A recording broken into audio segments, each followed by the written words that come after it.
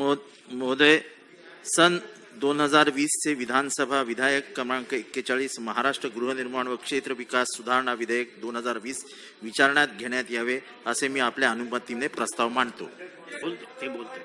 अध्यक्ष महोदय, सदर विधेयक अध्यक्ष महोदय म्हाडा ऍक्ट मध्ये अमेंडमेंट करण्यासंदर्भातला आहे आणि अध्यक्ष महोदय सदर विधेयकामध्ये ज्या सेस बिल्डिंग म्हणजे उपकर प्राप्त बिल्डिंग्स आहेत, इमारती आहेत, त्यांना 354च्या म्हणजे डेंजरस आणि डिलॅबलेटेड अशा स्वरूपाच्या नोटीस दिलेल्या असतात आणि मग रिडेव्हलपमेंटसाठी एनओसी घेतली जाते. त्या म्हाडाकडनं एनओसी घेतल्यानंतर सुद्धा सलग जवळजवळ 3 वर्ष वेगवेगळ्या कारणाने काम इमारतीच्या पुनर्विकासाचं पूर्ण होत नाही. अशा सर्व इमारतींचा पुनर्विकास जो रखडतो त्याला एका अर्थाने जलद गतीने करण्यासाठी या बिलाला ह्या कायद्याचं रूपांतर करण्याची परवानगी माननीय मंत्री महोदय मागतात. अध्यक्ष महोदय, खऱ्या अर्थाने 3 महत्वाचे विषय या बिलाच्या माध्यमातून मी आपल्या निदर्शनात आणू इच्छितो, माननीय मंत्री महोदयांच्या निदर्शनात आणू इच्छितो. या 3 विषयांकडे सुद्धा आपण सगळ्यांनी गंभीरतेने लक्ष दिलं पाहिजे. उपकर प्राप्त इमारतींची व्याख्या, सेस बिल्डिंगची व्याख्या ही 1960च्या दशकातल्या काळातल्या ज्या इमारती असतील त्यांना आपण सेस बिल्डिंग उपकर प्राप्त अ ब क कॅटेगरीतल्या केल्या. पण अध्यक्ष आपण केव्हा केलं? 69च्या इमारतींना DCR 1991 मध्ये ज्या वेळेला पहिल्यांदा झाला त्यावेळेला आपण असं म्हटलं की या अगोदरच्या 1969च्या इमारतींना 33/7ची स्कीम आपण त्यावेळेला एका अर्थाने घोषित केली. 91ला जी इमारत जुनी, जीर्ण आणि ज्याच्यावर सेस कर लागला अशी सेस ही 1969चा आपण क्रायटेरिया घेतला. 1991 नंतर आज आपण 2020ला आलो. अजूनही सेस उपकर प्राप्त जुन्या जीर्ण अवस्थेतल्या इमारतींचा क्रायटेरियाचं वर्ष हे 1969च आपण ठेवलेलं आहे. अध्यक्ष महोदय, खऱ्या अर्थाने वेळ आलेली आहे. DCPR नव्याने झालाय. DCPR मध्ये मला माहिती आहे की 30 वर्ष जुन्या इमारती या आता पुनर्विकासाला कॅटेगरीमध्ये येऊ शकतात हे आपण म्हटलंय. पण अध्यक्ष महोदय, उपनगरांमधली स्थिती काय? इथे सन्माननीय सदस्य आमचे परागळवणी साहेब आहेत. त्यांनी एक प्रायव्हेट मेंबर बिल आणलं होतं आणि उपनगरातल्या ज्या जुन्या जीर्ण इमारती आहेत त्यांना सुद्धा पुनर्विकासामध्ये वेगवेगळ्या कारणाने लँडलॉर्डच्या आडमुठ्या धोरणामुळे आजही पुनर्विकास करता येत नाही अशा पद्धतीची स्थिती आहे. आपला हा प्रयत्न स्तुत्य आहे, आमच्या या प्रयत्नाला विरोध नाहीये. पण जे शहरातल्या जुन्या जीर्ण धोकादायक आणि सेस बिल्डिंगना आपण न्याय करताय त्याच न्यायाने उपनगरातल्या जुन्या जीर्ण अशा ज्या इमारती आहेत ज्याच्या टेनंट राहतात आणि लँडलॉर्डच्या आडमुठे धोरणामुळे पुनर्विकसित होत नाहीयेत त्यांच्या सुद्धा ऍक्विजिशनच्या संदर्भामध्ये सन्माननीय नगरविकास मंत्री इथे आहेत. कदाचित काही विषय आपल्याकडे नगरविकास मंत्री महोदय येतील तर आपण DCPR मध्ये 30 वर्ष जुन्या इमारतीला आपण म्हटलंय, पण त्यांना कंपल्सरी ऍक्विजिशनची जी प्रोव्हिजन आता या मुंबई शहरातल्या इमारतींना करतो तसं करण्यासाठी जे प्रायव्हेट मेंबर बिल सन्माननीय सदस्य परागळवणी साहेब यांनी मांडलं आणि तत्कालीन मंत्री माननीय देवेंद्र फडणवीसजींनी त्याला त्या अर्थाने मान्यता सुद्धा देण्याची भूमिका घेतली. ते प्रशासकीय दिरंगाईत कुठे अडकलाय का ते आपण बघा. ते अडकलं असेल तर लवकर बाहेर काढा आणि उपनगरातल्या लोकांना सुद्धा त्यामध्ये न्यायिक भूमिका घेण्याची आवश्यकता आहे. माझा पहिला मुद्दा त्यामधला आहे. दुसरा मुद्दा अध्यक्ष महोदय, या बिलामध्ये आपण असं म्हटलंय the helpless residents of such building are either become homeless or are required to reside in the transit camp of the board for many years. म्हणजे त्या लोकांना संक्रमण शिबिरात आपण टाकतो. त्यांची पुनर्विकसित इमारत होईपर्यंत संक्रमण शिबिरात त्यांनी राहणं ही आपली अपेक्षा आहे. आपण त्यांना संक्रमण शिबिरात त्या ठिकाणी राहायला जागा देतो. पण अध्यक्ष महोदय, संक्रमण शिबिरांची अवस्था काय? अध्यक्ष महोदय, मुंबईतल्या ट्रान्झिट कॅम्पची अवस्था कदाचित मंत्री महोदय माझ्यापेक्षा खूप कमी सदस्यांना माहिती असेल, कारण मी स्वतः संक्रमण शिबिरात राहिलो आहे. 7 रस्त्याची इमारत आमची पडल्यानंतर बांद्राच्या संक्रमण शिबिरात मी आलो आहे. सन्मान्य सदस्य बरेच आहेत, पराग आहेत, योगेश आहेत, माझ्या घरी आलेले आहेत. आणि त्यामुळे संक्रमण शिबिरातली अवस्था माणसाची आहे. परब साहेबांना माहिती असेल, 140 स्क्वेअर फुटाची रूम, त्याच्यामध्येच मोरी, त्याच्यातच किचन आणि वर पत्रे आणि बाहेर जाऊन कॉमन टॉयलेट, अशा अवस्थात संक्रमण शिबिरातली लोक राहतात. आणि अध्यक्ष महोदय, त्यांचा गुन्हा काय? त्यांची ओरिजिनल इमारत जी आहे, जसं आपण म्हणालात की एनओसी घेतल्यावर 3 वर्षात बनली नाही तर तुम्ही घेणार, अक्वायर करणार, वेगवेगळ्या कारणाने, डीपीचा असेल, डीसीआरचा असेल, लँड प्रॉब्लेम असेल, मालकाचा विषय असेल, 40 वर्ष अध्यक्ष महोदय ही लोक संक्रमण शिबिरात राहतात. आता 40 वर्ष राहिल्यानंतर अध्यक्ष महोदय, संक्रमण शिबिर बांद्रा पूर्व, बांद्रा पश्चिम, विक्रोळी, जोगेश्वरी, बऱ्याच ठिकाणी आहे. तर या सगळ्या संक्रमण शिबिरांच्या बाबतीत सुद्धा आपण एकदम धाडसी मंत्री आहात. सगळ्यात कमी वेळात जास्त निर्णय घेतलेले मंत्री आहात. सगळ्यात जास्त निर्णय घेऊन सुद्धा अजून तरी आपल्या नावावर मोठी अशी कुठली कॉन्ट्रोवर्सी लागलेली नाही आहे. आणि त्यामुळे माझी आपल्याकडनं अपेक्षा आहे, या संक्रमण शिबिरांच्या बाबतीत सुद्धा आजच्या उत्तरामध्ये आपण या संक्रमण शिबिरांच्या अवस्था या सुधारणार कधी, याचा एक कार्यक्रम त्या ठिकाणी दिला पाहिजे, ही माझी त्यातली माफक अपेक्षा आहे.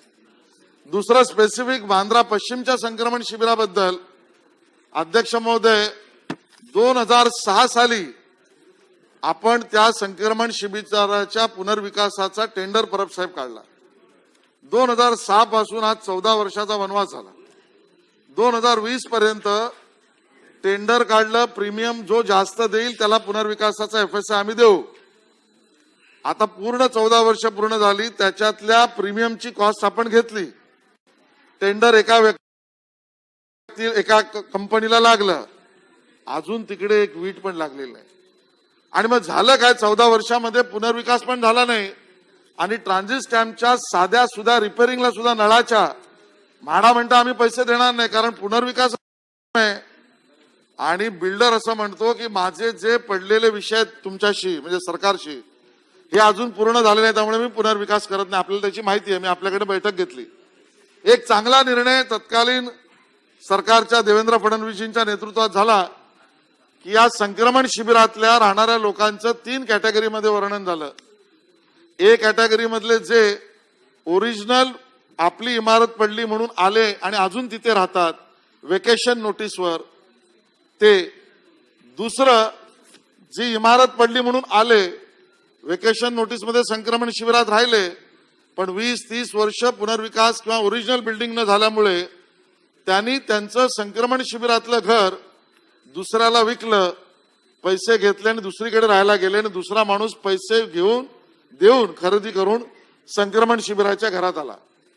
आपल्या म्हाडा ऍक्ट मध्ये संक्रमण शिबिराचा रूम विकण्याची पद्धतच नाहीये. There is a no provision by which you can identify the buyer. आणि म्हणून या सगळ्या लोकांना सुद्धा पुनर्विकसित बांद्रा पश्चिम संक्रमण शिबिरामध्ये विकत घेतल्यामुळे घर घेतल्यानंतर सुद्धा घर मिळावं, ही कॅटेगरी बी केली. आणि सी कॅटेगरीची लोक जे त्या अर्थाने विदाऊट एनी परमिशन वर्षानुवर्ष राहत आहेत पण भाडी भरतायत म्हाडाला, ज्यांना घुसखोर म्हणा किंवा अवैध पद्धतीने बसलेत म्हणा, असे क कॅटेगरीचे लोक असतात. 3 कॅटेगरीचे लोक झाले. आणि अध्यक्ष महोदय, माननीय तत्कालीन मुख्यमंत्री देवेंद्रजींचा मी धन्यवाद देतो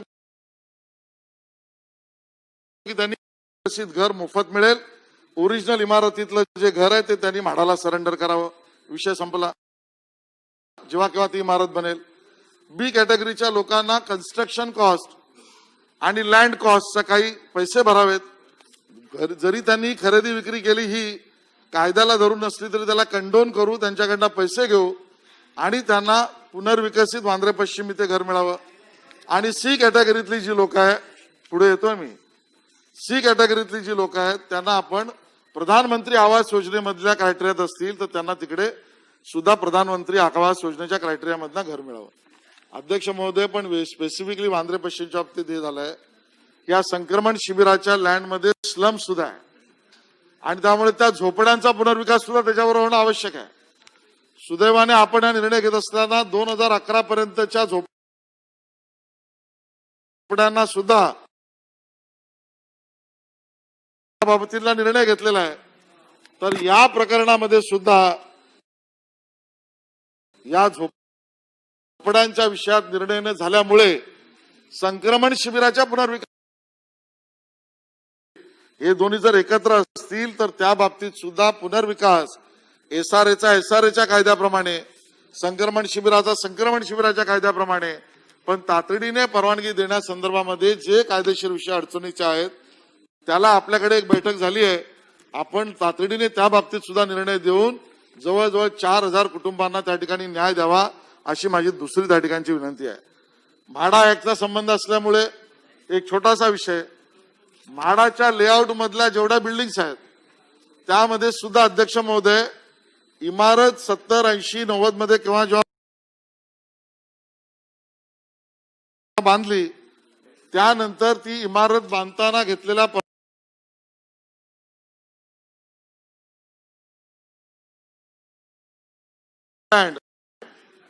it is a part of the construction. It is not an open space. It is not a tidbit. आपल्या म्हाडा अधिकाऱ्यांचा गैरसमज आहे की 2 बिल्डिंगच्या मधली जागा असली का ती टिडबिट लँड आहे, ती ओपन लँड नाहीये असं समजून कन्व्हेन्स केले जात नाहीत. वांद्रा रेक्लेमेशन मधल्या फेज 2, फेज 3 च्या इमारतींच्या बाबतीत सुद्धा त्या बिल्डिंगच्या 2 बिल्डिंग मधली जागा जी असते ही डीसीआर प्रमाणे मोकळी ठेवणारी आवश्यक जागा आहे, ती काही ओपन लँड नाही आहे आणि त्यामुळे तिला टिटबिट मानून सगळे कन्व्हेन्स आपण आकडून ठेवलेला आहे. त्या बाबतीत सुद्धा आपण निर्णय घ्यावा अशा 3 विनंती मी करतो आणि ते थांबतो. धन्यवाद.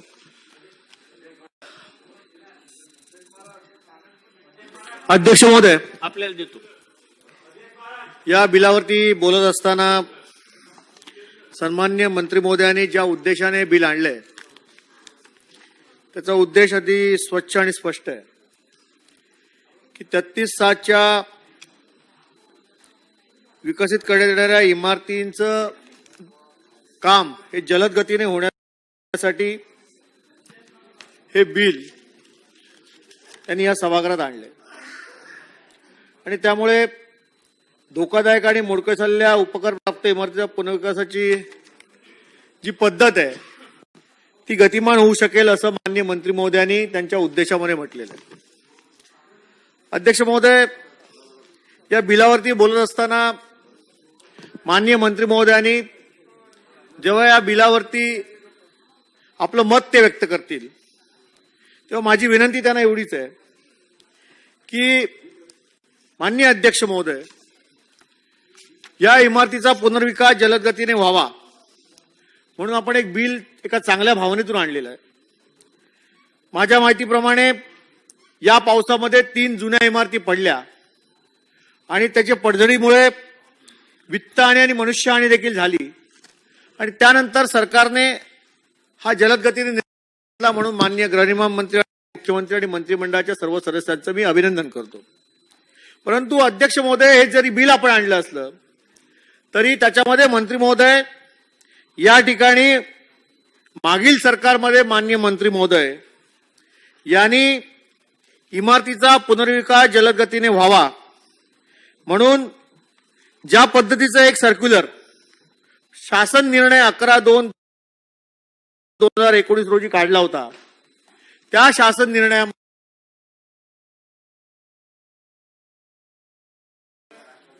विकासक जर मर्यादित दायित्व भागीदारी संस्था असेल तर, विकासक जर वैयक्तिक मालकी किंवा संस्था वैयक्तिक असेल तर, अशा अनेक गोष्टी आहेत. मी या सभागृहाचा वेळ घेणार नाही, शेवटी वरच्या सभागृहात बिल जाऊन ते मंजूर करायचंय.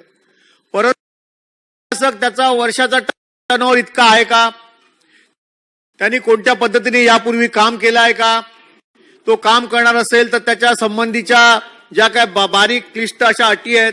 त्यामुळे अध्यक्ष महोदय, माननीय मंत्री महोदयांनी आपल्या उत्तरामध्ये सांगावं की हे सर्क्युलर काढल्यानंतर एकही विकासक पुनर्विकासासाठी पुढे आला नाही, ही वस्तुस्थिती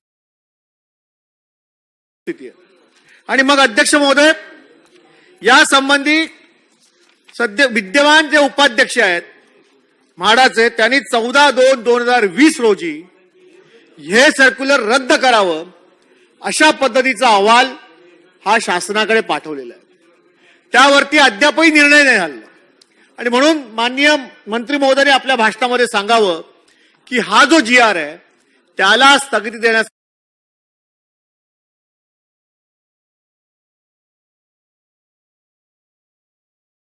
संबंधी सरकार काय निर्णय घेणार आहे. अध्यक्ष महोदय, हे बोलत असताना आणखी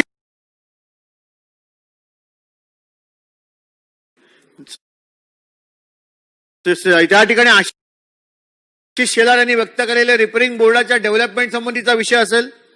त्यासाठी जॉनी जोसेफ यांच्या एक नियुक्त झालेल्या समितीने माहिती काय आहे, त्याच्यावरती अंमलबजावणी कधी होणार आहे याबाबतचा उल्लेख देखील आवश्यक आहे. सर, एक उदाहरण आपल्याला सांगतो. या बिलावरती बोलत असताना रिपेरिंग बोर्डचा जरी विषय नसला तरी देखील गोरेगावच्या पत्राचाळ येथील जवळजवळ 650 भाडेकरूंना अशाच पद्धतीने विकासकाने ज्या पद्धतीने त्यांची फसवणूक केलेली आहे आणि म्हाडाने त्यांची घरं दिली नाही म्हणून त्यांना रस्त्यावरती यावं लागलेलं आहे. 650 भाडेकरू आज रस्त्यावरती आहेत. 4 सप्टेंबरला भाडेकरूंना या संपूर्ण प्रक्रियेमध्ये म्हाडामध्ये मोर्चा नेला होता.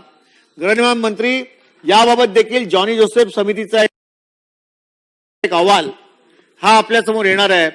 त्यात नेमकं काय आहे, तो कधी येणार आहे आणि त्याच्याबाबतचा निर्णय कधी होणार आहे हे देखील आपल्या उत्तरामध्ये आपण सांगितलं पाहिजे. अध्यक्ष महोदय, सन्मान्य, संपवतो, शेवटचं अध्यक्ष महोदय, माननीय मंत्री महोदयांना वरती याचा मी शेवटचा मुद्दा मांडतो. उपनगरामध्ये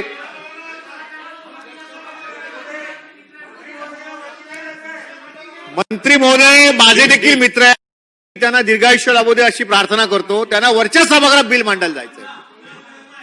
अध्यक्ष महोदय, या बिलाच्या अनुषंगाने आज सेस प्रॉपर्टीच्या संबंधी जलद गतीने त्या ठिकाणी पुनर्विकास व्हावा म्हणून सरकारने निर्णय घेतलाय. मी आपलं अभिनंदन करतो. पण उपनगरामध्ये देखील अशाच मोडकळीला आलेल्या इमारती आहेत, त्याच्या पुनर्विकासासंबंधी गेले अनेक वर्ष आपण याबाबत बोलतोय. प्रकाश मेहता समिती आली, सुक्तनकर समिती आली, त्यांचे अहवाल आले, परंतु शासनाने अद्यापपर्यंत उपनगरातील अशा मोडकळीला आलेल्या इमारतीबाबतचा निर्णय घेतला नाही. त्यासाठी सरकार विशेष बाब म्हणून या ठिकाणी निर्णय घेणार आहे का आणि या उपनगरातील नादुरुस्त अशा इमारतींना त्या ठिकाणी भाडोत्र्यांना न्याय मिळणार आहे का यासंबंधी देखील संभ्रम आज या संपूर्ण मोडकळीस आलेल्या इमारतीच्या या सगळ्या नागरिकांच्या मनामध्ये आहे.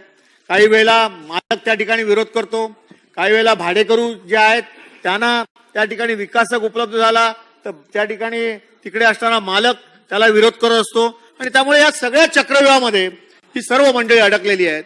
आणि म्हणून माझी विनंती आहे की माननीय मंत्री महोदयांनी हे सर्क्युलर रद्द होणार आहे का, जॉनी जोसेफ समितीचा अहवाल कधी येणार, पत्राचाळीतील आमच्या आणि उपनगरातील रिडेव्हलपमेंटच्या संबंधी सरकार निर्णय कधी घेणार मोडकळी आलेल्या इमारतीचा याबाबतचा उल्लेख करावा. धन्यवाद. अध्यक्ष महोदय, विधानसभा विधेयक क्रमांक 41 वर बोला ना. मुंबईचेच बोलले. सरवणकर साहेबांना बोलू द्या, माझ्या नंतर तुमचा नंबर. अध्यक्ष महोदय, मी विधानसभेचे विधेयक क्रमांक 41 वर अध्यक्ष महोदय माझं मत मांडित आहे. माझी सुनील प्रभू साहेबांना विनंती आपल्या माध्यमातून.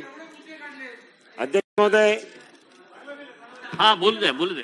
हा बोला साहेब. अध्यक्ष महोदय, खरं म्हणजे हा बिल जो आणलाय, मला मंत्री महोदयांचा एका बाजूला अभिनंदन पण करायचं आहे आणि दुसऱ्या बाजूला अध्यक्ष महोदय माझ्या मनात शंका पण निर्माण झाल्या आहे.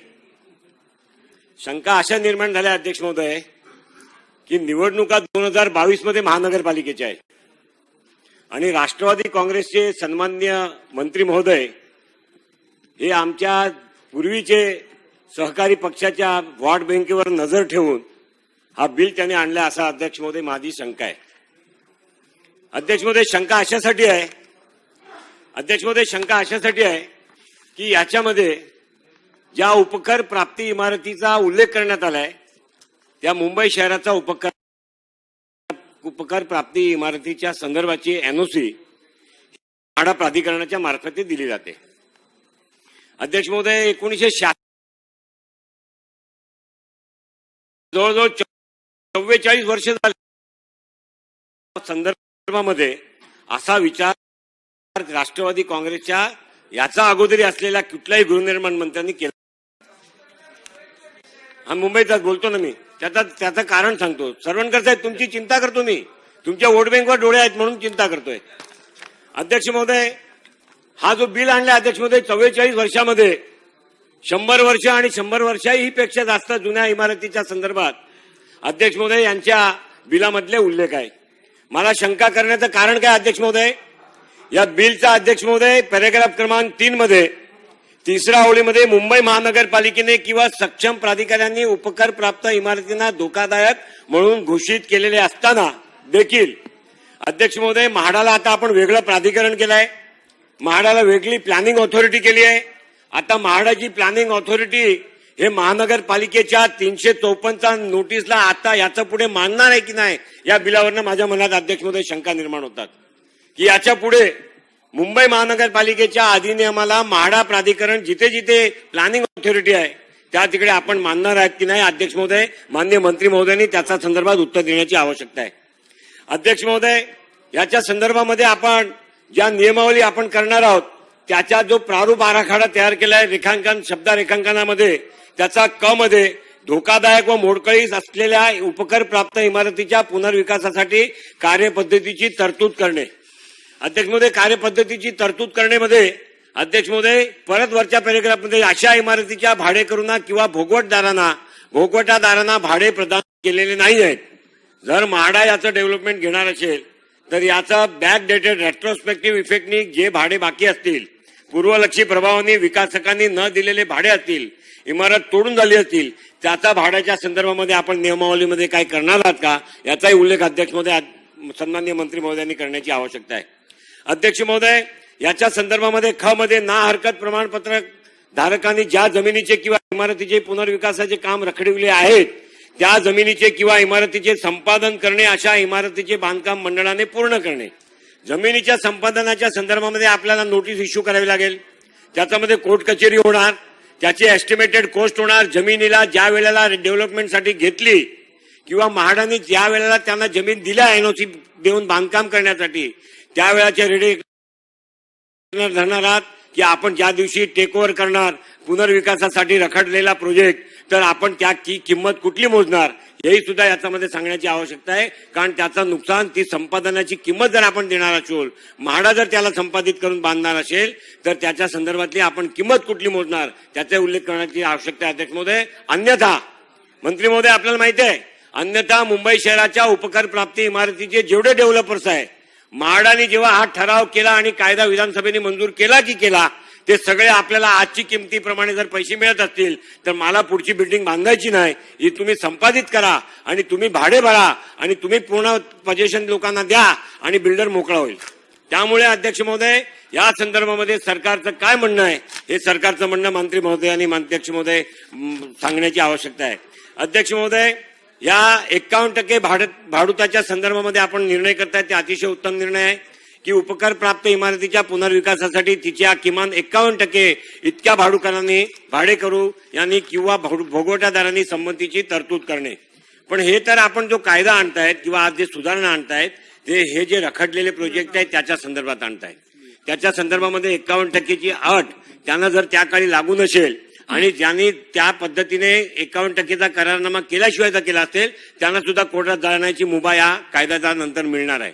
तर माजी मंत्री महोदय आपल्याला विनंती आहे की असा कुठलाही स्कोप आपण त्या भाडोत्र्यांचा किंवा भोगवटदारांचा किमतीवर देऊ नका की ज्याच्या कारणे तो डेव्हलपर्स पळून जाणार आणि सरकारवरती किंवा त्या मंडळावरती म्हाडाच्या प्राधिकरणावरती त्याचा extra additional load financial aid अशी करू नका. अध्यक्ष महोदय, माननीय मुख्यमंत्री महोदय बसलेत. मला अध्यक्ष महोदय हे सरकारच्या निदर्शनात आणून द्यायचं आहे.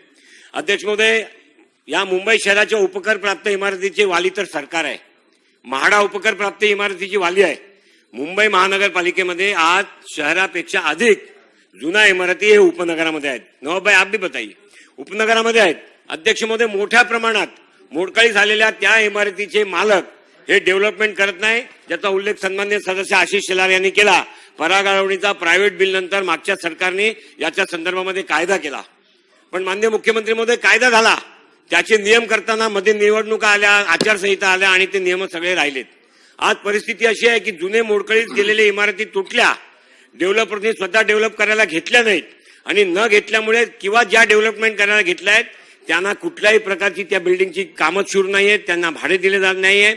एका वर्षाची आपण मुदत टाकली, पण एका वर्षाच्या मुदतीमध्ये जर ते भाडोत्री महानगरपालिकापर्यंत पोहोचले तर आपल्या महानगरपालिकेच्या आजच्या डीसीआर मध्ये किंवा ज्या आपण ऑटोमॅटिक ऑटो डीसीआर मध्ये अशा बिल्डिंगाच्या कुठल्या पद्धतीने त्याचा इंटरव्ह्यू होणार किंवा त्याचं रजिस्ट्रेशन होणार त्याची काही व्यवस्था नाहीये.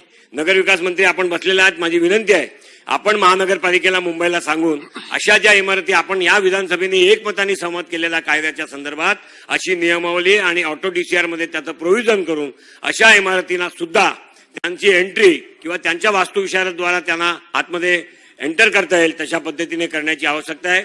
आपण हे जे काही केले त्याचे नियम तयार करताना आपल्याला जर वाटत असेल तर जे एक्सपर्ट असतील या म्हाडाचे किंवा गृहनिर्माण धोरणाचे त्यांचे आपण सल्ला जरी घ्या.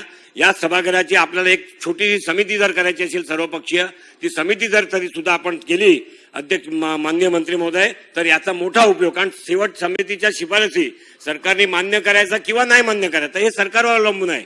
पण कमीत कमी थॉट्स त्यांच्या आपल्यापर्यंत पोहोचतील आणि त्यातून जे काही चांगलं होऊ शकेल ते मुंबई शहरांचा सर्व लोकांसाठी चांगलं होईल, एवढी मी आपल्याला शुभेच्छा देतो आणि माझे व्यक्त संपवतो. जय हिंद, जय महाराष्ट्र. अध्यक्ष महाशय, हे जे बिल आणलेलं आहे हे बिल खास करून मुंबई शहरामध्ये ज्या उपकर प्राप्त इमारती आहेत आणि जी 4000 इमारतींचं पुनर्विकास झाला आणि याचं मुख्य कारण होतं या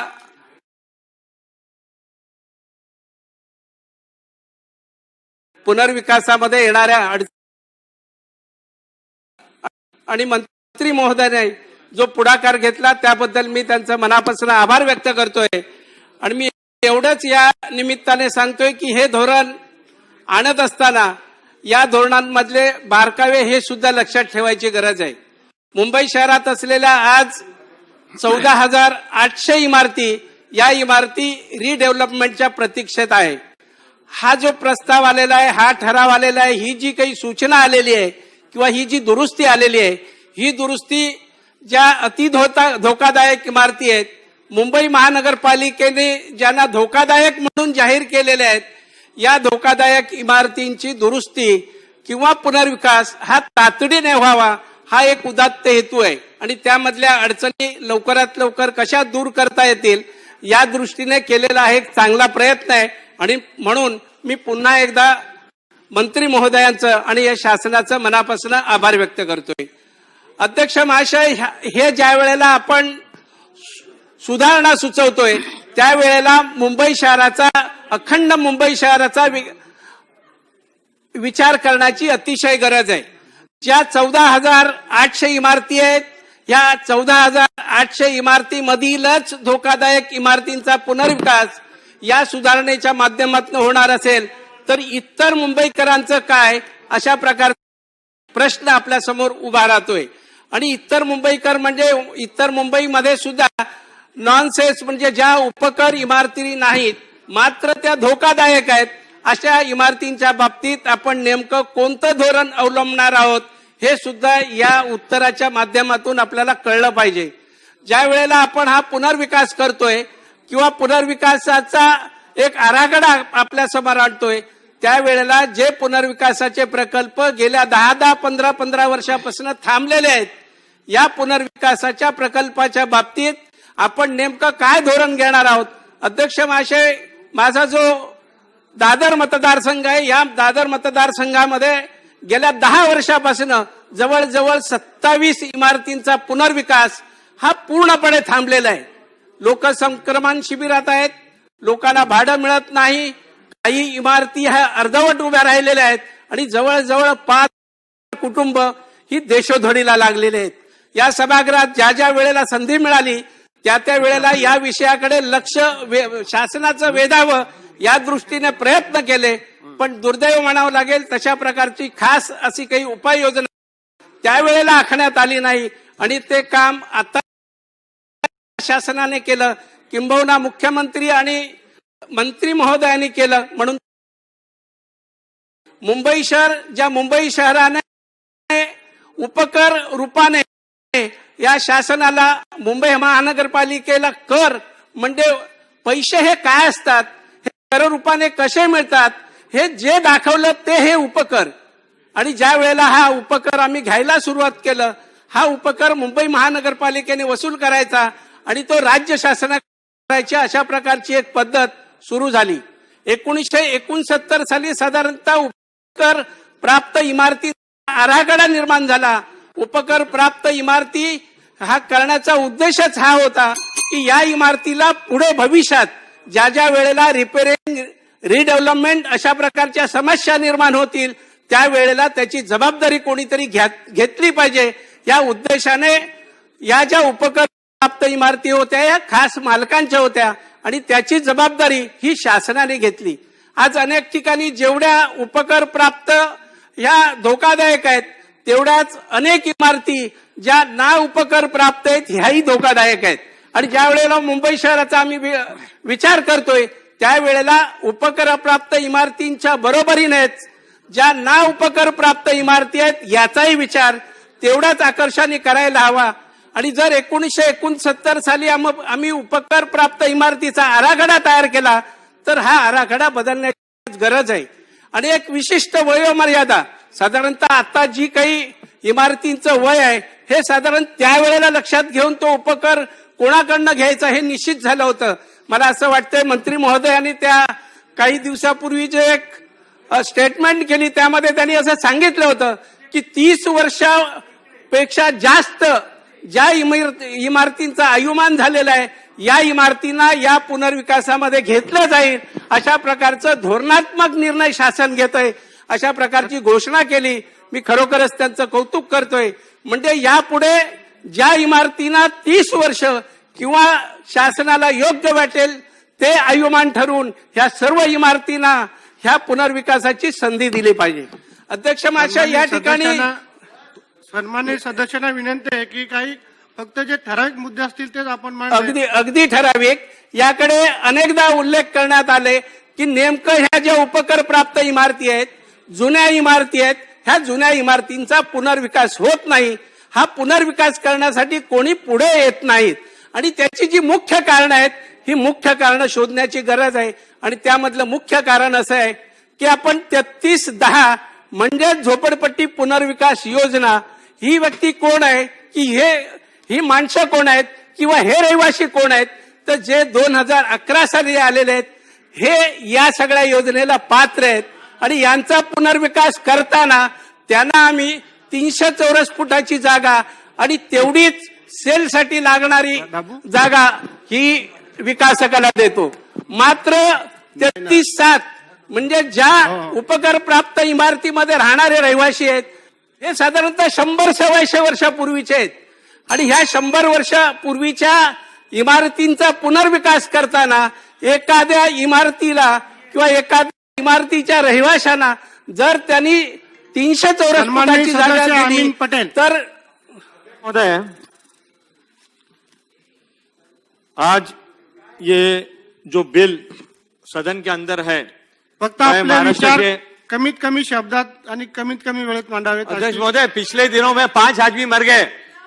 अध्यक्ष महोदय, आज ये बिल इस सदन के अंदर जो डिस्कशन के लिए आया है, मैं महाराष्ट्र के मुख्यमंत्री श्री उद्धव बाला साहब ठाकरे साहब का, उप मुख्यमंत्री अजित पवार साहब का, बाला साहब थोराट का और जितेंद्र आवाट का और पूरे कैबिनेट का उन 16,000 सेस बिल्डिंग में लाखों लोग जो मौत के साये में जी रहे उनके तरफ से उनका शुक्रिया अदा करता हूं.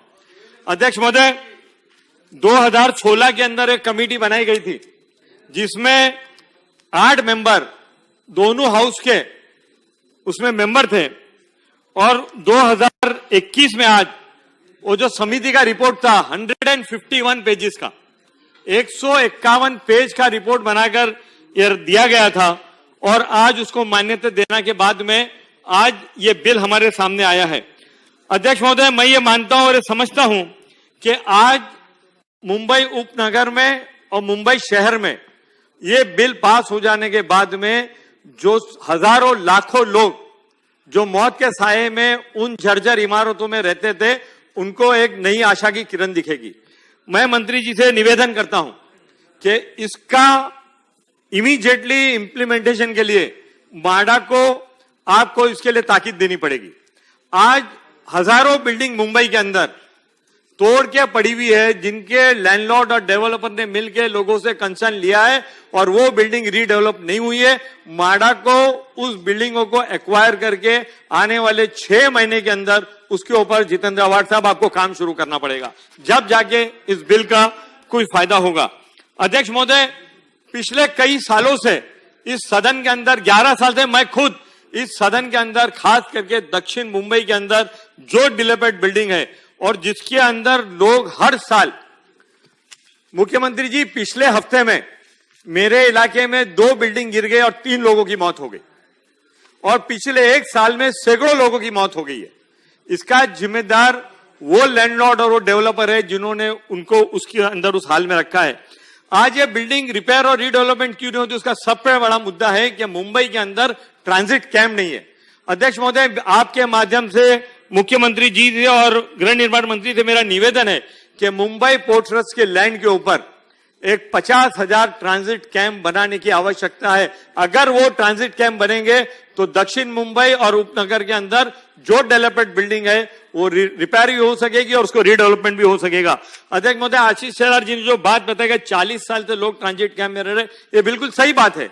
आज बहुत सारे लोग जो कुमारवाड़ा, कमाटीपुरा, नागपाड़ा, गिरगांव में रहते थे, आज वो लोग 40-40 साल थे वो लोग ट्रांजिट कैंप में रह रहे हैं, वो लोग अपने घर में नहीं आ पाए क्योंकि रीडेवलपमेंट वहां पे नहीं हो पा रहा था।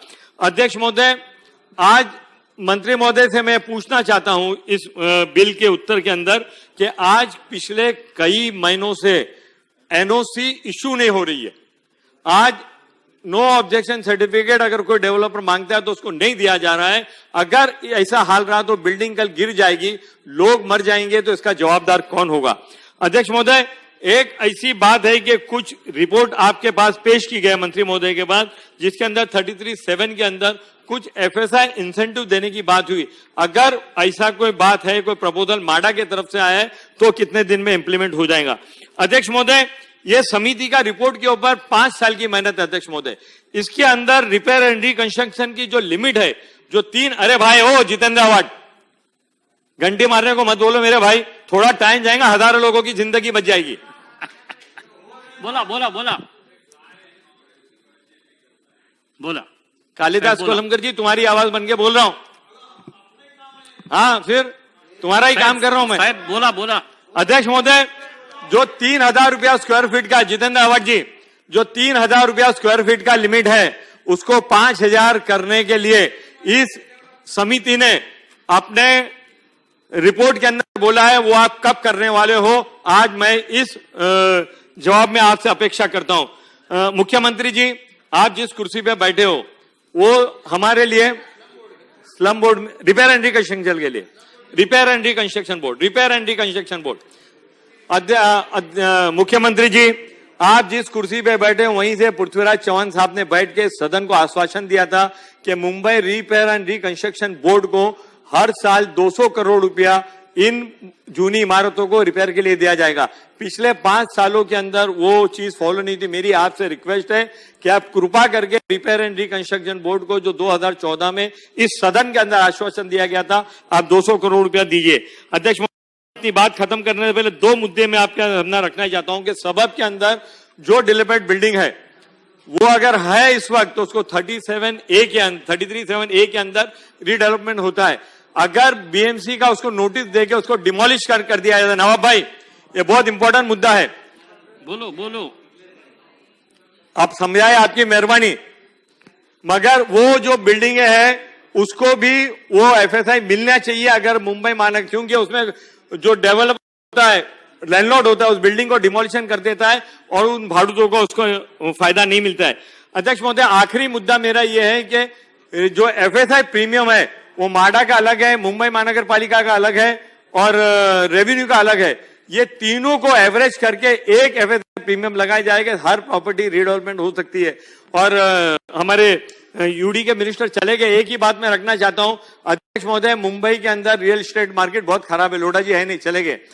आज इसको थोड़ा सा इंप्रूव करने के लिए जो प्रीमियम हम चार्ज करते हैं उसको थोड़ा कम करना चाहिए, और प्रीमियम के एवज अगर डेवलपर स्टॉक देता है, अगर माल देता है, फिजिबल माल देता है, तो अफोर्डेबल हाउसिंग के अंदर हमको वो स्टॉक लेना चाहिए ताकि वो प्रीमियम का पैसे बच जाएगा और वो बिल्डिंग रीडेवलप हो जाएगी। फिर से एक बार मैं मुख्यमंत्री जी आपका और पूरे कैबिनेट का उन 16,000 बिल्डिंगों में लाखों लोग जो मौत के साये में जीते, उनके तरफ से आपका धन्यवाद करता हूं। जय हिंद, जय महाराष्ट्र। प्रस्ताव असा आहे की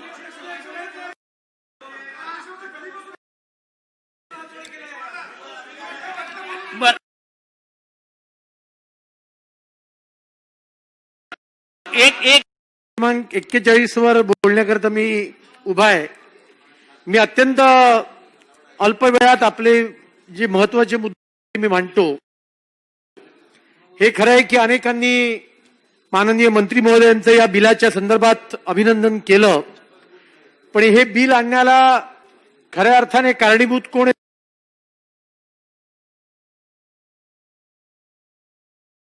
तर गेल्या वेळेचं देवेंद्र फडणवीसांचं सरकार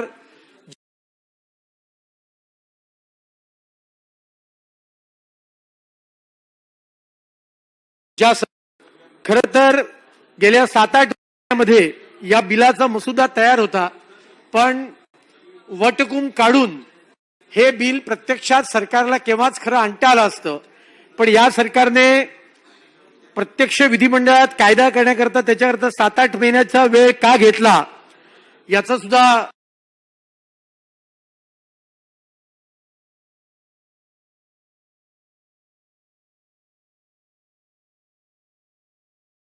खरं तर मंत्री उल्लेख आहे.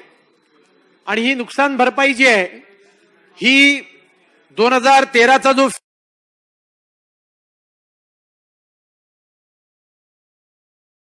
फेअर हा कायदा उद्या न्यायालयात टिकेल की नाही याच्याविषयी राज्याच्या विधी विभागाने शंका उत्पन्न केलेली आहे. आणि त्यामुळे याचाही खुलासा माननीय मंत्री महोदयांनी करण्याची आवश्यकता आहे की विधी विभागाच्या निगेटिव्ह ओपिनियन असतात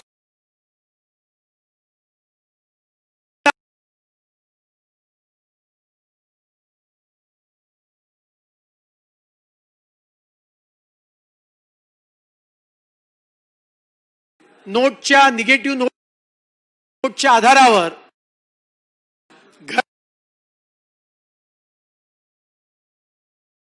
घेतील.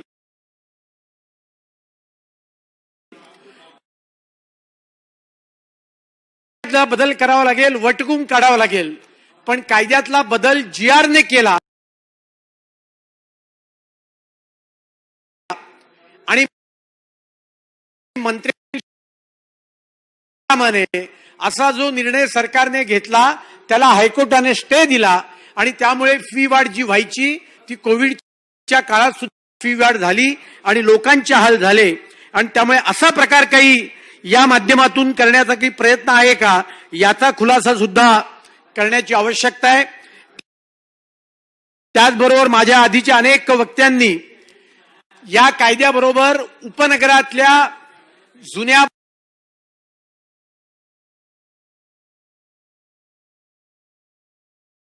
भाडेकरू इमारतींच्या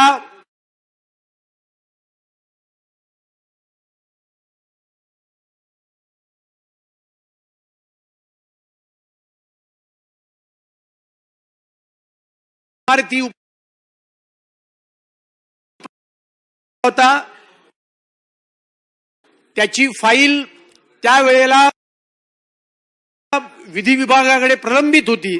माननीय मंत्र्यांनी या संदर्भात हे सरकार काय पावलं उचलणार आहे याचा सुद्धा या निमित्ताने खुला पद्धतीच्या इमारती आहेत ज्या पाडल्या गेलेल्या नाहीत या संदर्भातला सुद्धा काय निर्णय करणार. या 2 मिनिटं आहे फक्त.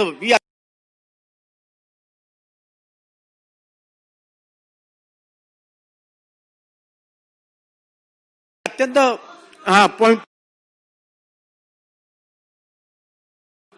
त्या प्लॉटवर डेव्हलपरने चुकीच्या पद्धतीने इमारती बांधल्या. डेव्हलपर पळून गेले आणि आज इमारतीनं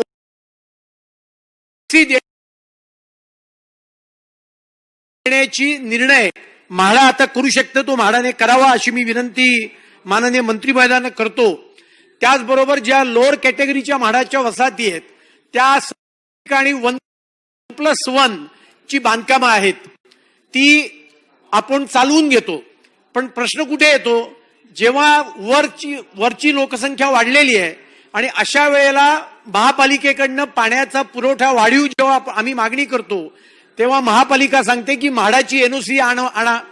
म्हाडा म्हणते की हे बांधकाम आमच्या प्लॅनमध्ये नाही त्याच्यामुळे आम्ही एनओसी देऊ शकत नाही.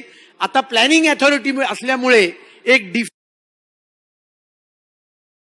डिफॅक्टो एनओसी मुद्दे फक्त अजून मांडायचे आहेत. माननीय मंत्र्यांचं लक्ष वेधतो की म्हाडाचे 1,000 कोटी रुपये हे जे कर्ज रूपाने हिंदुहृदय सम्राट बाळासाहेब ठाकरे महामार्गाला दिले होते ते या सरकारने GR काढून प्रेफरन्शियल शेअर्स मध्ये कन्व्हर्ट केलेले आहेत. त्याला कॅबिनेटची मंजुरी घेतली का फायनान्सची मंजुरी घेतली का माहित नाही. माझ्या माहितीनुसार घेतलेली नाहीये. पण आता कोविडच्या कालखंडानंतर म्हाडा आणि SRA या दोन्ही महामंडळांना पैशाची अत्यंत गरज आहे आणि प्रेफरन्शियल शेअर्स मध्ये 8% जरी लाभांश देणार असले तरी कंपनी कायद्याच्या नियमानुसार जेव्हा एखाद्या महामंडळाला कंपनीला नेट प्रॉफिट होईल त्याच्यानंतरच प्रेफरन्स शेअर होल्डर्सना लाभांश दिला जातो. आणि त्यामुळे हे म्हाडाचे जे 1,000 कोटी रुपये आहेत आणि SRAचे 1,000 कोटी रुपये आहेत ते त्यांनी परत मागून घ्यावेत आणि उपनगरातल्या आणि मुंबई शहरातल्या सर्वसामान्य लोकांच्या घराकरता झोपडपट्टी धारकांकरता ते वापरावेत. ही एक मागणी मी या निमित्ताने करतो. आणि त्याचबरोबर आज चर्चेमध्ये बदल्यांचा बराच उल्लेख झाला. परवाच SRA मध्ये 12 अधिकाऱ्यांच्या 1 आठवड्यापूर्वी बदल्या झाल्या आणि एका आठवड्यानंतर त्या 12च्याच 12 अधिकारी परत SRA मध्ये ताबडतोब रिइन्स्टेट झाले. याची सुद्धा चौकशी आपण करावी. याच्यातले काही डिटेल्स माझ्याकडे आहेत त्या आपल्याकडे पाहिजे असतील तर मी आपल्याला देतो आणि मग त्याची आपण चौकशी जरूर करा. एवढ्या मागण्या करतो आणि माझं वक्तव्य समाप्त करतो. थोडक्यात अध्यक्ष महोदय एकदम थोडक्यात आणि कायद्यावर बोलतो. सर्वप्रथम अध्यक्ष महोदय एक अत्यंत उपयुक्त आणि चांगलं विधेयक आणलेलं आहे. मी त्या विधेयकाला समर्थन करतो. आता या डिटेलमध्ये जाण्याची आवश्यकता नाही की कोणाचं ह्यातलं क्रेडिट आहे. पण मला आठवत आहे त्याप्रमाणे 1.5-2 वर्षापूर्वी डोंगरीला एक इमारत पडली आणि त्याच्यानंतर या सगळ्या संदर्भात एक कॅबिनेट निर्णय झाला आणि पाठोपाठ आता विधेयक आलेलं आहे. अध्यक्ष महोदय हे विधेयक चांगलं आहे हे म्हणत असताना या विधेयकामधल्या काही त्रुटी ज्या आहेत त्या फक्त सदनाच्या आणि मंत्री महोदयांच्या ध्यानात आणू इच्छितो. हे विधेयक म्हाडा ऍक्टच्या अंतर्गत आहे आणि या विधेयकाचा लाभ केवळ उपकर प्राप्त इमारतींना होणार आहे. आज लाखो कुटुंब हजारो इमारती संपूर्ण मुंबई शहरामध्ये ह्या धोकादायक अवस्थेमध्ये आहेत. विधेयकामध्ये उल्लेख आहे की 354 ची नोटीस दिली जाते धोकादायक इमारतींना. लोक त्या सगळ्यामुळे त्यांना घर सोडावं लागतं. या सगळ्याचा जो फटका आहे तो केवळ शहरातल्या आणि उपकर प्राप्त इमारतीतल्याच लोकांना होतो असं नाही. 354च्या नोटिसीस महानगरपालिकेतर्फे सर्वत्र दिल्या जातात आणि त्यामुळे हे चांगलं विधेयक असलं तरी मुंबईतल्या तमाम सर्व धोकादायक इमारतीतील रहिवाशांना याचा लाभ होणार नाहीये आणि त्यामुळे पुढच्या टप्प्यामध्ये हा संपूर्ण आणण्याची आवश्यकता आहे. मुद्दा 1. अध्यक्ष महोदय, या ठिकाणी कलम 499 चा उल्लेख हा या अमेंडमेंटमध्ये केलेला आहे आणि वारंवार या ठिकाणी एक उल्लेख झाला की मी एक खासगी विधेयक मांडलं होतं आणि त्या संदर्भात तत्कालीन मुख्यमंत्री देवेंद्र फडणवीस साहेबांच्या काळामध्ये हे सेक्शन 499 नव्याने इंट्रोड्यूस झालं आणि एक दिलासा आपण द्यायचा प्रयत्न केला. आता या विधेयकामध्ये आपण म्हटलेलं आहे की महानगरपालिका अधिनियमाची कलम 354 व 499 यामध्ये काहीही अंतर्भूत असले तरी, म्हणजे एक तरतूद आहे पण ती तरतूद असली तरी ही नवीन तरतूद करावी लागते आहे. ही नवीन तरतूद का करावी लागते अध्यक्ष महोदय एक तरतूद केलेली असताना? तर 499चं सेक्शन महानगरपालिका अधिनियमामध्ये आणताना आपण भाडेकरूंना त्यांची स्वतःची इमारत बांधण्याचा अधिकार दिला, पण मधल्या काळामध्ये मुंबई महानगरपालिकेने कुठल्याही इमारतीच्या बांधकामामध्ये जे प्रीमियम आणि डेव्हलपमेंट चार्जेस मध्ये भरमसाठ वाढ केली आहे. म्हणजे जवळजवळ 10 ते 25 पट ही वाढ झाल्यामुळे आता भाडेकरूंना ची इमारत स्वतःच्या खर्चाने बांधणं हे मुश्किल झालेलं आहे. कन्स्ट्रक्शन कॉस्ट एक वेळ परवडू शकेल, परंतु त्याच्याबरोबरचे जे सगळे प्रीमियम्स वगैरे आहेत हे परवडू शकत नाहीत आणि त्यामुळे म्हाडाने स्वतःपुरतं एक पाऊल पुढे टाकलेलं आहे की अशा जमिनींचा संपादन करायचं आणि भाडेकरूंना पूर्ण पोटेन्शियल वापरायला परवानगी द्यायची. म्हाडाने हे उत्तम पाऊल टाकलेलं आहे, परंतु ते स्वतःपुरतं टाकलेलं अध्यक्ष महोदय. सेस प्रॉपर्टी म्हणजे उपकर प्राप्त इमारती ज्या आहेत त्याची संपूर्ण देखभालीची आणि पुनर्बांधणीची जबाबदारी म्हाडाची आहे आणि ती आपली जबाबदारीतून आपल्याला स्वतःला मुक्त करण्यासाठी आता म्हाडा तुम्हाला चला संपादन करून देतो, तुम्ही तुमचा बिल्डर आणा, त्याच्या नावाने संपादन करा आणि तो तुमचं रिडेव्हलपमेंट करेल. या मार्गाला माझा विरोध नाही अध्यक्ष महोदय. सर्वच खर्च सरकार करू शकेल असं नाही, त्यामुळे काही ना काहीतरी मार्ग शोधावा लागतो. परंतु जिथे सरकारला स्वतःच्या खिशातून खर्च करावा लागेल तिथे सरकार मात्र संपादनाचे अधिकार देणार आणि ज्या अन्य ठिकाणी ज्या उपकर प्राप्त इमारती नाही आहेत, जिथे सरकारचं थेट जबाबदारी नाही आहे, तिकडे मात्र लोकांना वाऱ्यावर सोडणार, तिथे मात्र लोकांना वाऱ्यावर सोडणार हे काही योग्य लक्षण नाही. आणि त्यामुळे अध्यक्ष महाराज, उपनगरामधल्या ज्या इमारती आहेत आणि शहरातल्या सुद्धा ज्या नॉनसेस आहेत, उपकर प्राप्त नाही आहेत, त्यांच्यासाठी सुद्धा संपादनाचा एक विधेयक आणण्याची आवश्यकता आहे आणि ही माझी मागणी आहे. अध्यक्ष महोदय, एक मुद्दा महत्वाचा आहे म्हणून मांडतो. आता बाद झालं मला वाटतंय. एक शेवटचा मुद्दा अध्यक्ष महोदय, हा आयलँड सिटी. अध्यक्ष महोदय, आयलँड सिटी म्हणजे मुंबई ही जी ब्रिटिशकालीन समज आहे ही आता मोडण्याची आवश्यकता आहे अध्यक्ष महोदय. जे काही जुन्या इमारतींसाठी जे काही नियम बनतात ते केवळ उपकर प्राप्त इमारतींसाठी बनतात, ते केवळ आयलँड सिटी म्हणजे शहर मुंबई जिल्हा यांच्यासाठी बनतात. उपनगरातल्या तमाम लोकांवर अन्याय होतो आणि ह्या निमित्ताने पुन्हा एकदा हे सांगू इच्छितो की उपनगरातल्या सुद्धा धोकादायक इमारतीमध्ये आपण त्यासाठी विविध नियम आणावेत. अध्यक्ष महोदय, मी ज्या ठिकाणी राहतो त्या ठिकाणी विमानतळाच्या मुळे उंची मिळत नाही इमारतींना आणि अशा फनेल झोन मधल्या इमारतींना कुठल्याही क्षणी ह्याही इमारती आता पडायला लागतील. 60 वर्ष 70 वर्ष जुन्या इमारती झाल्या आणि त्यामुळे ह्यांच्यासाठी सुद्धा तरतूद होण्याची आवश्यकता. अध्यक्ष महोदय, बऱ्याच सदस्यांनी या विधेयकावरती आपले मत मांडले. त्यामध्ये ॲडव्होकेट आशिष शेलार यांनी सुरुवात केली. गंगा, तुमचे विचार मला माहिती आहेत. साधारण 1969 साली आलेला कायदा आहे. 1969 सालच्या अगोदरच्या इमारतींना हा नियम लागू झाला. मला वाटतं ह्याच्यातला महत्वाचा जो मुद्दा आहे, आशिषजी आता ऐका ना, मी तुमचं किती शांतपणाने ऐकत होतो. नाही ते बरोबर आहे, तुमचे वरिष्ठ आहेत, पण तुमचं बोलणं मी किती शांतपणाने ऐकत होतो. आशिषजी, हा मानवतेला समोर ठेवून मानवी भावनांचं मूल्य अधोरेखित करून केलेला कायदा आहे. हे भातखळकर साहेब बोलले की कदाचित हा कायदा चालेल, तर मला एक लहानपणीची म्हण आठवली, चांगलं बोल रे नाऱ्या, तर नाऱ्या म्हणाला मांडवाला आग लागली. अजिबात नाही, हा कायदा कुठेही चॅलेंज होणार नाही आणि या कायद्याला कोणीही अडवू शकत नाही, कारण का ह्याच्यात मानवी मूल्याला महत्व देण्यात आलेलं आहे. हा 40 वर्षापूर्वी आला का सागर साहेब, याच्यात कुठल्याही पक्षीय भावना नाहीत. मला मतं मिळणार का नाही ह्याच्यावर मी कायदे करत नाही. लोक जगली पाहिजेत, ते ज्या बिल्डिंगमध्ये राहतात त्या बिल्डिंगी उभ्या राहिल्या पाहिजेत. आणि आशिष सारखी मुलं जी ट्रान्झिट कॅम्पमध्ये राहून विधानसभेत आली आहेत, त्यांचा आवाज पुनर्विकासाने समाजाला दिसला पाहिजे, हे आमचं मत. त्यामुळे त्याच्यात राजकारण करू नका. अध्यक्ष महोदय, तुम्ही जो सगळ्यांनी मुद्दा मांडला redevelopment of suburb, Sunil Prabhuji, हा मुद्दा खूप महत्वाचा आहे.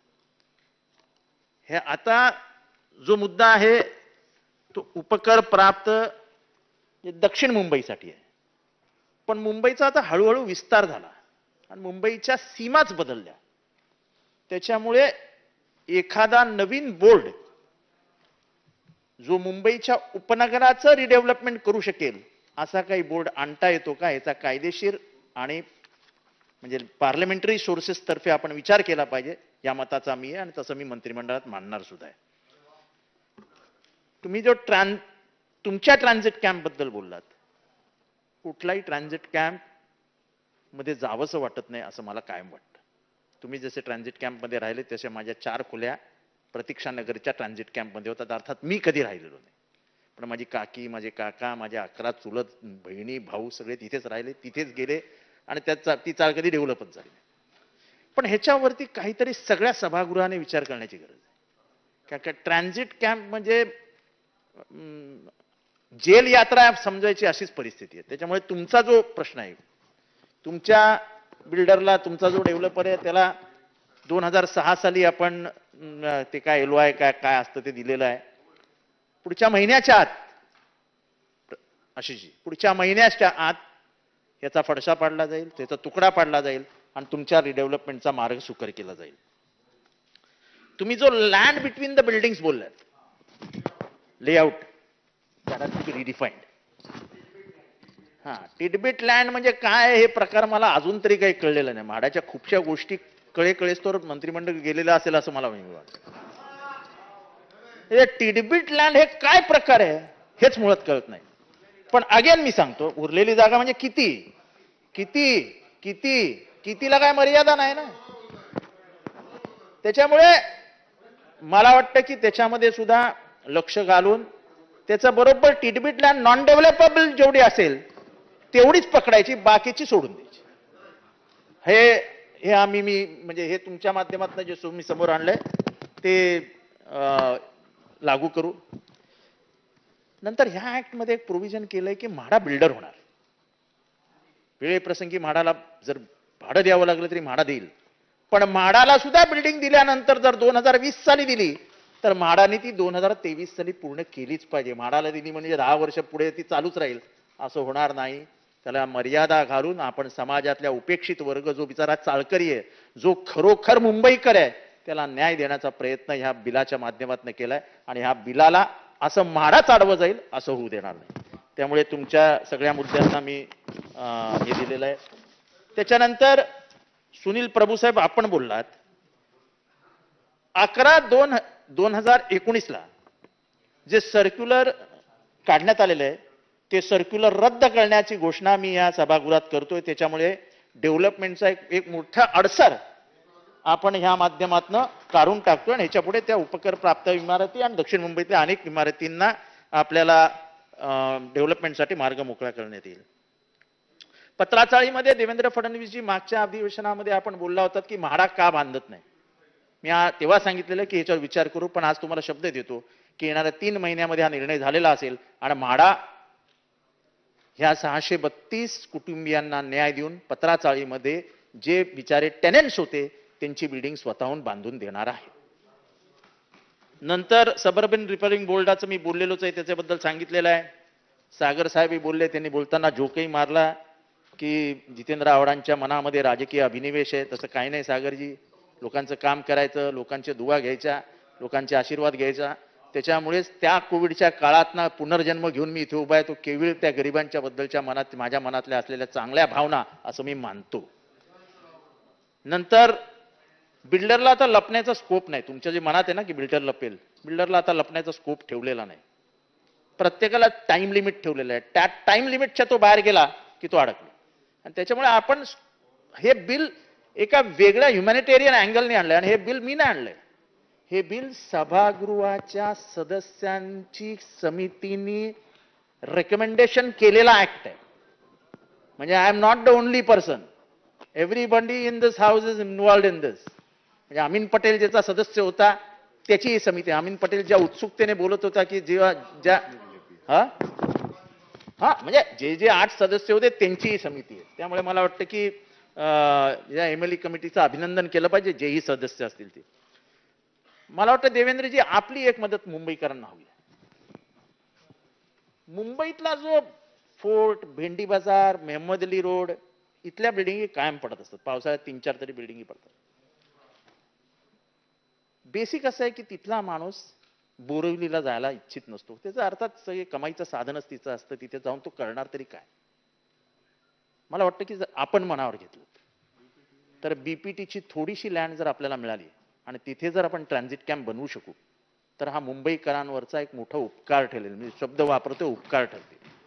त्याच्यासाठी आपण सांगाल तेव्हा आपल्याबरोबर आपल्या म्हणजे जे कोणी मिनिस्टर्स आहेत वरती त्यांच्याकडे जाऊन जर आपण शब्द टाकला आणि एक 25-30 एकर जरी लँड मिळाली तर आपण चांगला ट्रान्झिट कॅम्प घेऊ शकू. आणि अमीन पटेल यांचीच तीच मागणी आहे. ती एनओसीच्या बाबतीतलं मी ते सर्क्युलर्स रद्द केल्यामुळे आता एनओसी द्यायला प्रश्न येणार नाही. तुम्ही मागणी केलेली ते 5,000चं लिमिट करा. स्लम रिपेअर अँड म्हणजे सेस मध्ये ते 5,000चं लिमिट मान्य करता येतं. आणि मी मंत्रिमंडळाचा सदस्य म्हणून माननीय मुख्यमंत्री महोदयांकडे निवेदनच करणार आहे की प्रीमियम हा कॉमन असावा. म्हणजे म्हाडाला एक प्रीमियम, म्युन्सिपाल्टीला एक प्रीमियम, SRA ला एक प्रीमियम हा नसावा. एक कॉमन असावा अशी म्हणजे मीच मंत्री म्हणून मागणी करणार आणि मी माननीय मुख्यमंत्र्यांकडनं ती मागणी करून घेईन. परागळवणी हे छान बोलले, भातकर साहेब सुद्धा चांगलंच बोलले. पण परागळवणी private members bill will be studied and if needed will be implemented. मी तुम्हाला बोलवतो, आपण याच्यावरती चर्चा करूया. आणि जर समाजहिताचं आहे आणि जर माननीय माजी मुख्यमंत्र्यांनी त्याला मान्यता दिलेली आहे तर असं ते माजी मुख्यमंत्री आहेत किंवा आजी मुख्यमंत्री आहेत म्हणण्यापेक्षा तुमचा कायदा जर समाजाला हितकारक आहे तर तो कायदा अंमलात आणला पाहिजे हा माझा विचार आहे. आणि त्यामुळे आपण दोघं बसून या कायद्यावरती चर्चा करून हा कायदा कसा अंमलात आणता येईल याच्याबद्दल विचार करूया.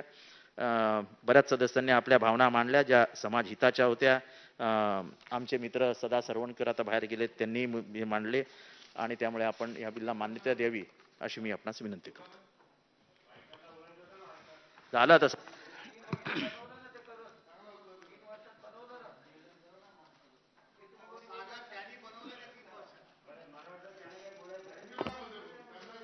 प्रस्ताव किधर है अभी बेंच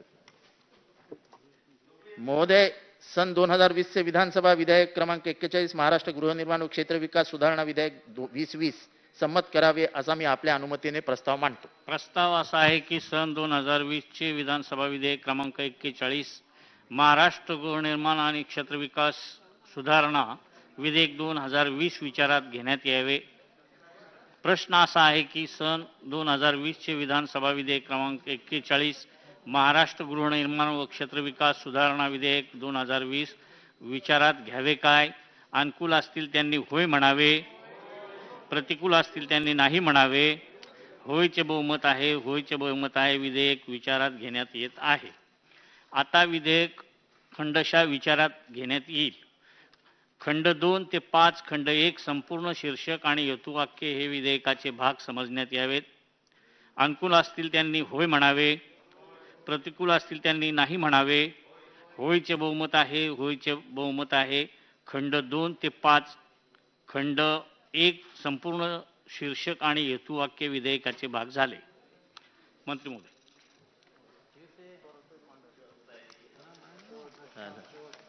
शेवटचं 1 मिनिट किधर है रे. महोदय, सन 2020 चे विधानसभा विधेयक क्रमांक 41 महाराष्ट्र गृहनिर्माण व क्षेत्र विकास व सुधारणा विधेयक 20 वर संमत करावे असा आम्ही आपल्या प्रस्ताव मांडतो. प्रस्ताव असा आहे की सन 2020 चे विधानसभा विधेयक क्रमांक 41 महाराष्ट्र गृहनिर्माण व क्षेत्र विकास सुधारणा विधेयक 2020 संमत करावे. प्रश्न असा आहे की सन 2020 चे विधानसभा विधेयक क्रमांक 41 महाराष्ट्र गृहनिर्माण व क्षेत्र विकास सुधारणा विधेयक 2020 संमत करावे. अनुकूल असतील त्यांनी होय म्हणावे, प्रतिकूल असतील त्यांनी नाही म्हणावे. होयचे बहुमत आहे, होयचे बहुमत आहे. विधेयक संमत झाले. सन 2020 ते विधानसभा विधेयक क्रमांक 40 महाराष्ट्र वेश्म मालकी सुधारणा विधेयक. महोदय, सन 2020 चे विधानसभा विधेयक क्रमांक 40 महाराष्ट्र वेश्म मालकी सुधारणा विधेयक 2020 विचारात घेण्यात यावे असा मी आपल्या अनुमतीने प्रस्ताव मांडतो. प्रस्ताव असा आहे की सन 2020 चे विधानसभा विधेयक क्रमांक 40 महाराष्ट्र वेश्म मालकी सुधारणा विधेयक 2020 विचारात घेण्यात यावे. प्रश्न असा आहे की सन 2020 चे विधानसभा विधेयक क्रमांक 40 महाराष्ट्र वेश्म मालकी सुधारणा विधेयक 2020 विचारात घ्यावे काय? अनुकूल असतील त्यांनी होय म्हणावे, प्रतिकूल असतील त्यांनी नाही म्हणावे. होयचे बहुमत आहे, होयचे बहुमत आहे. विधेयक विचारात घेण्यात येत आहे. आता विधेयक खंडशः विचारात घेण्यात येईल. खंड 2 ते 4, खंड 1 संपूर्ण शीर्षक आणि हेतुवाक्य हे विधेयकाचे भाग समजण्यात यावेत. अनुकूल असतील त्यांनी होय म्हणावे, प्रतिकूल असतील त्यांनी नाही म्हणावे. होयचे बहुमत आहे, होयचे बहुमत आहे. खंड 2 ते 4, खंड 1 संपूर्ण शीर्षक आणि हेतुवाक्य विधेयकाचे भाग झाले. महोदय, सन 2020 चे विधानसभा विधेयक क्रमांक 40 महाराष्ट्र वेश्म मालकी सुधारणा विधेयक 2020 संमत करावे मी आपल्या अनुमतीने प्रस्ताव मांडतो. प्रस्ताव असा आहे की सन 2020 चे विधानसभा विधेयक क्रमांक 40 महाराष्ट्र वेश्म मालकी सुधारणा विधेयक 2020 संमत करावे.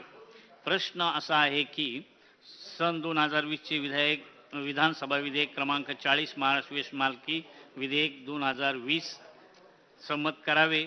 अनुकूल असतील त्यांनी होय म्हणावे, प्रतिकूल असतील त्यांनी नाही म्हणावे. होयचे बहुमत आहे, होयचे बहुमत आहे. विधेयक संमत झाले.